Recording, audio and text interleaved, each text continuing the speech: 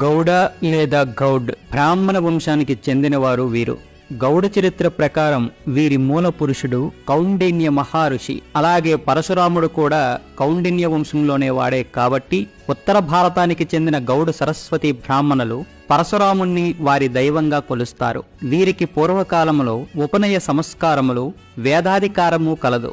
కానీ కాలక్రమేణా కొన్ని చారిత్రక కారణాల రీత్యా వీరు బ్రాహ్మణ స్థాయిని కోల్పోయారు. వీరే ప్రస్తుతం కొన్ని రాష్ట్రాలలో క్షత్రియ స్థాయిని, ఇంకొన్ని రాష్ట్రాలలో బ్రాహ్మణ స్థాయిని కలిగి ఉన్నారు. అంటే సారస్వత బ్రాహ్మణులుగా, గౌడ్ క్షత్రియులుగా, జైస్వాల్, సౌండి అనే వైశ్యులుగా కూడా విభజింపబడ్డారు. మరికొన్ని రాష్ట్రాలలో సాధారణ కల్లుగీత కార్మికులుగా కూడా ఉన్నారు. ఎక్కువగా మన తెలంగాణలో వీరిని కల్లుగీత కార్మికులుగానే చూస్తారు. వీరి ఆరాధ్య దైవం శివుడు, విష్ణువు, ఆదిశక్తి రేణుకాదేవి. వీరి వంశం వాడే అత్రి మహాముని. అతని వారసులే పంచగౌడులు. పంచగౌడులు అనగా పంచ ఋషులు. వారు క్రమంగా అత్రి మహర్షి నుండి మొదలై కౌండిన్యుడితో ప్రాచుర్యంలోకి వచ్చి కౌండిన్యుని వంశవృక్షమే నేడు దేశం మొత్తం శాఖోపశాఖలుగా విస్తరింపబడ్డారు. గౌడ చరిత్రలోకి వెళ్తే బెంగాల్లో గౌడ ప్రాంతం భారతదేశంలో ఒకప్పుడు రాజ్యంగా ఉండేది. 1947లో భారత స్వాతంత్రం తరువాత పశ్చిమ బెంగాల్ను ఆధునిక రాష్ట్రంగా ఏర్పరచడానికి మరొక రాష్ట్రంతో విలీనం చేయబడింది. గుప్తా, పాల, సేన, టర్క్స్, మొఘల్ దాడుల వలన పశ్చిమ బెంగాల్ నుండి గౌడ ప్రజలు గౌడ రాజ్యం నుండి దక్షిణ భారతదేశం వైపు వలస వెళ్లారు. గుప్తుల దండయాత్రలతో విసిగిన గౌడ ప్రజలు పశ్చిమ బెంగాల్ దక్షిణ భాగం వైపు ఒరిస్సా గుండా ఆంధ్రప్రదేశ్, తెలంగాణ, తమిళనాడు, కేరళ, కర్ణాటక వైపు అంతటా వ్యాపించి వెళ్లారు. వీరిలో ప్రముఖుడు శశాంక. ఇతడు సామాన్య శకం 630 నుంచి 637 వరకు బెంగాల్ మొట్టమొదటి గౌడరాజు. ఒరిస్సాలోని చిల్కా సరస్సు వరకు తన భూభాగాన్ని విస్తరించి తన మరణం వరకు గుప్తులను ఓడించి కర్ణాసువరం వద్ద తన రాజధానిని స్థాపించాడు. ఉత్తర భారతదేశంలోని హర్షవర్ధనుడి ద్వారా మళ్లీ గౌడ సామ్రాజ్యం దండయాత్రలకు గురి కావడంతో మళ్లీ దక్షిణ భారతదేశం వైపు గౌడ ప్రజలు బలవంతంగా వలస వెళ్లడం జరిగింది. పశ్చిమ బెంగాల్ ప్రస్తుత మాల్డా జిల్లా, ఉత్తర బెంగాల్ గేట్వే ఒకప్పుడు గౌర్ బంగ్లా రాజధాని. గురుపూర అనే నగరం గౌడ నగరంగా గుర్తింపబడింది. గౌడ నగరానికి చెందిన ప్రజలు 5వ శతాబ్దంలో ఉన్న గౌర్ నగరానికి చెందినవారు. పశ్చిమ బెంగాల్లో పాలరాజవంశం లక్ష్మణ్ సేన్ గౌడు పరిపాలించబడింది. దీనిని అస్మానాబాటిగా పిలిచేవారు. సామాన్య శక పూర్వం 1204లో బెకీతీర్ ఖల్జీ బెంగాలును జయించే వరకు సేన్ రాజులు బెంగాల్ను పరిపాలించారు. ఖల్జీ దండయాత్రతో ఆంధ్రప్రదేశ్, తెలంగాణ, కర్ణాటక, తమిళనాడు, కేరళ వైపు దక్షిణ ఒరిస్సా గుండా వలస వెళ్లారు. రుత్నిక్మిక్ బార్బుక్షా పశ్చిమ బెంగాల్లో గౌడ అనే ఒక రాజ్యాన్ని పాలించాడు. ఉషాయిసా 15వ శతాబ్దంలో పశ్చిమ బెంగాల్లో గౌడ సుల్తాన్ ఒకసారి ముస్లింలు ముట్టడించిన తర్వాత గౌడ ప్రావిన్స్ పాలకులు ఒరిస్సా ద్వారా ఆంధ్రప్రదేశ్, కర్ణాటక ప్రాంతానికి దక్షిణాన వలస వెళ్లారు. తూర్పు చాళుక్యులు సోమవంశ క్షత్రియులు. వీరు ప్రస్తుతం ఉన్న ఆంధ్రప్రదేశ్లోని వేంగి రాజధానిగా పరిపాలించారు. తూర్పు చాళుక్యులు 7వ శతాబ్దం నుంచి 1189 వరకు ఆంధ్ర ప్రాంతాలను పరిపాలించారు. వీరు తమ రాజధానిని నిడదవోలు సమీపంలో ఉన్న వేంగిని వీరు తమ రాజధానిగా చేసుకున్నారు. తరువాత రాజమహేంద్రవరంకు మార్చారు. చాళుక్య రాజులు ఆంధ్రప్రదేశ్లోని గోదావరి జిల్లాలో సోమేశ్వర, భీమేశ్వర ఆలయాలతో పాటు అనేక ఆలయాలను నిర్మించారు.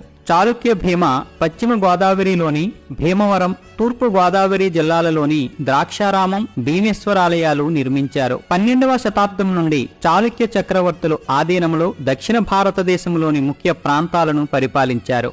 మధ్యయుగానికి వస్తే గౌడ రాజులలో చెప్పుకోదగిన వారు దక్షిణాదిన 15వ శతాబ్దం తర్వాత అంటే 1687 నుంచి 1724 వరకు గోల్కొండను పరిపాలించిన సర్దార్ సర్వాయి పాపన్న గౌడు, కర్ణాటక రాష్ట్రంలోని మహారాణి తంగమ్మ, అలాగే కన్నడ దేశాన్ని పాలించిన కెంపుగౌడ. ఈయన 1510 నుంచి 1570 మధ్య కాలంలో జీవించాడు. భారతదేశంలో ప్రముఖ నగరమైన బెంగళూరు ఈయన స్థాపించినదే. కెంపుగౌడ వంశీకులు 18వ శతాబ్దం వరకు కర్ణాటక, ఆంధ్రప్రదేశ్లోని ముఖ్య ప్రాంతాలను పరిపాలించారు. గౌడులు కాకతీయ, శ్రీకృష్ణ దేవరాయ పరిపాలన కాలంలో వీర సైనికులుగా కూడా పనిచేశారు. వారిలో ముఖ్యుడు రుద్రమ గౌడు. గౌడులు ప్రస్తుతం కొన్ని రాష్ట్రాలలో క్షత్రియ స్థాయిని, కొన్ని రాష్ట్రాలలో బ్రాహ్మణ, వైశ్య స్థాయిని కలిగి ఉన్నారు. దక్షిణ భారతదేశాన్ని పరిపాలించిన గౌడ వంశ వృక్షాలు చూస్తే కాకతీయ వంశానికి గొప్ప పేరు ప్రఖ్యాతులను తెచ్చిపెట్టిన వీరవనిత రుద్రమదేవి భర్త వీరభద్రుడు కూడా ఈ వంశానికి చెందినవాడే. భట్టి విక్రమార్క మహారాజు చోళుడు ఈ వంశవృక్షానికి చెందినవాడే. చాళుక్య రాజుల వంశవృక్షం, పాండ్యరాజుల వంశవృక్షం కూడా ఈ వంశం నుండి వచ్చినవారే. తాటి చెట్టు గురించి పురాణాల్లోనూ ప్రస్తావించబడింది. తాళపత్ర గ్రంథాలు అనగా తాటి చెట్టు మేలు రకం, తాటి కమ్మలు అని అర్థం. అసలు చరిత్ర అనేది ప్రతిదీ కూడా తాళపత్ర గ్రంథాలపైనే రాయపడింది. పోతులూరి వీర బ్రహ్మేంద్ర స్వామి గారు కాలజ్ఞానము, అన్నమయ్య తిరుమల శ్రీ వెంకటేశ్వర స్వామిని కీర్తిస్తూ 32,000కు పైగా తాళపత్ర గ్రంథాలపైన కీర్తనలు రచించాడు. ఇక కళ్ళు చరిత్ర చాలా పురాణాల్లోనూ అమృతం అని, సురాపానకం అనే పేరుతో ప్రస్తావించబడింది. దేవతలు సేవించినట్లు దానవులు కళ్ళు కోసం దేవతలతో యుద్ధాలు చేసేవారని పురాణాల్లోనూ దీనికి ఆధారం శుక్రాచార్యుడు హిందూ పురాణ చరిత్రలో ప్రస్తావించబడింది. ఇక కళ్ళు గీత చరిత్ర చూసినట్లయితే గౌడీకం లేదా గౌడి అంటే సంస్కృతంలో కళ్ళు అని అర్థం. ఆది శంకరాచార్యులకు ముందు బ్రాహ్మణులు యజ్ఞయాగాదులలో పశుబలి చేసి గౌడీకం చేవించేవారు. ఆ ప్రక్రియని పూర్వమీమాంస పద్ధతి అని అంటారు. ఋగ్వేదం ప్రకారం దేవతలను సంతృప్తి పరిచేందుకు చేసే క్రతువు అది. యజ్ఞయాగాదులకు సరిపడా గౌడీకం సరఫరా చేసే బ్రాహ్మణులైన శ్రీ కౌండిన్యముని వారసులైన వారే నేటి గౌడ కులస్థులు. ఆది శంకరాచార్యుల వారు హిందూ మత పునరుద్ధరణలో భాగంగా యజ్ఞయాగాదుల క్రతువులలో ఉపయోగించే పూర్వమీమాంస పద్ధతిని తిరస్కరించి ఉత్తర మీమాంస అనే శుద్ధ శాకాహార క్రతువు అనే పద్ధతిని ప్రవేశపెట్టడంతో గౌడీకం సరఫరా చేసే గౌడ బ్రాహ్మణులు తమ వృత్తిని కోల్పోయారు. కొందరు గౌడ బ్రాహ్మణులు మాత్రం తమ కుటుంబ జీవనోపాధి కోసం శూద్రులకు గౌడీకం సరఫరా చేయడంతో తమ బ్రాహ్మణ తత్వాన్ని వదిలి శూద్రవర్ణంలో కలిసిపోయారు. అప్పటి నుండి గౌడీకం అనే పదం ఎప్పుడైతే సామాన్యులకు చేరువైందో సంస్కృత పదమైన గౌడీకం అనే పదం భ్రష్టు చెంది కాలక్రమేణా కౌడీకం, గౌడికం, కౌలీకం,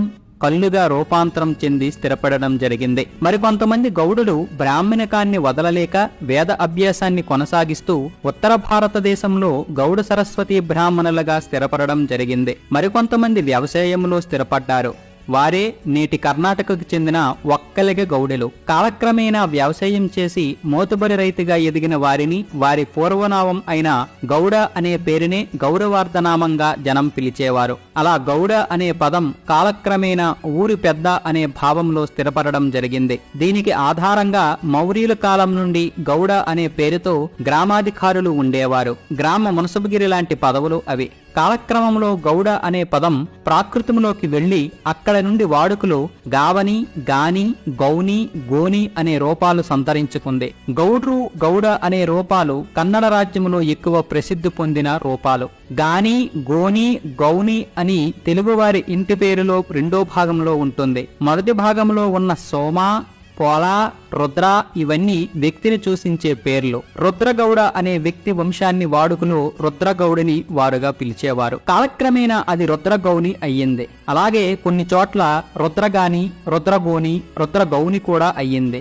గౌడ కులం వారిలో అందరికీ ఈ తరహా గౌని, గాని ఇంటి పేర్లు ఉండకపోవచ్చు. కారణం గ్రామాధికారులుగా వ్యవహరించిన కుటుంబాలకు, రాజోద్యోగం, సైన్యంలో విధులు నిర్వహించిన వారికి, సైన్యాధ్యక్షులుగా ఉన్నవారి కుటుంబాలకే ఈ తరహా ఇంటి పేర్లు వారసత్వంగా కొనసాగాయి. మిగతా వారికి అంటే వ్యవసాయం, పశుపోషణ, చేతి వృత్తులు, కల్లుగీత వంటి వృత్తులు కొనసాగించిన వారికి ఇంటి పేర్లు వారుండే ఊరిని బట్టి ఏర్పడ్డాయి. వృత్తిని తల్లిగా భావిస్తారు వీళ్ళు. అందుకే కాళ్ళకి బంధం, నడుముకు మోకు, వెనక లొట్ట, పక్కన కత్తుల పొది. నిత్యం చెట్లు ఎక్కి దిగే గీత కార్మికులు వేషం ఇది. వీరి వృత్తి మృత్యువుతో పోరాటమే అనాలి. చెట్ల మీదకి ఎక్కే వీరు పసిరిక పాములు, తేళ్లు, మండ్రగబ్బలతో సహజీవనం చేస్తుంటారు. పాము కాటుకు గురైన, కాలు జారి చెట్టుపై నుంచి జారిపడిన మరణమే. కళ్ళు గీతను బతుకు తెరువుగా చేసుకున్నవారు తెలంగాణ, ఆంధ్రప్రదేశ్ ఈ రెండు రాష్ట్రంలో దాదాపు 50 లక్షల మంది ఉన్నారు. అన్ని జిల్లాలలో ఈ వృత్తి మీద బతికేవారున్నారు.